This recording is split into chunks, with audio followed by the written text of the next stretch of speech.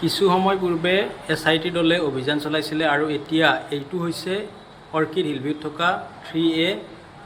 সিদ্ধাৰ্থ শৰ্মাৰ বাসগৃহ আৰু বাসগৃহত এনেদৰে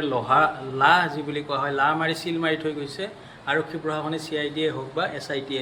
এইটোৱে আছিলে সিদ্ধাৰ্থ শৰ্মাৰ এপাৰ্টমেণ্ট 3A অৰ্কিড হিলভিউত আৰু এই এপাৰ্টমেণ্টটোত এতিয়া এনেদৰে লাহ মাৰি থৈ গৈছে আৰক্ষীয়ে ভিতৰ ভাগৰ পৰা এটা নীলা বেগ লৈ গৈছে নীলা বেগটোত হয়তো ধন থাকিব পাৰে আৰু বিভিন্ন স্থানত মাটি বাৰী সম্পত্তি কৰা নথিপত্ৰ থাকিব পাৰে কিছু সময় পূৰ্বে SIT দলে অভিযান চলাইছিলে আৰু এতিয়া এইটো হৈছে অৰ্কিড হিলভিউত থকা 3A সিদ্ধাৰ্থ শৰ্মাৰ বাসগৃহ আৰু বাসগৃহত এনেদৰে লাহ যি বুলি কোৱা হয় লাহ মাৰি চিল মাৰি থৈ গৈছে আৰক্ষী প্ৰশাসনে CID হওক বা SIT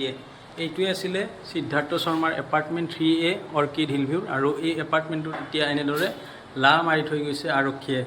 ভিতৰ ভাগৰ পৰা এটা নীলা বেগ লৈ গৈছে নীলা বেগটোত হয়তো ধন থাকিব পাৰে আৰু বিভিন্ন স্থানত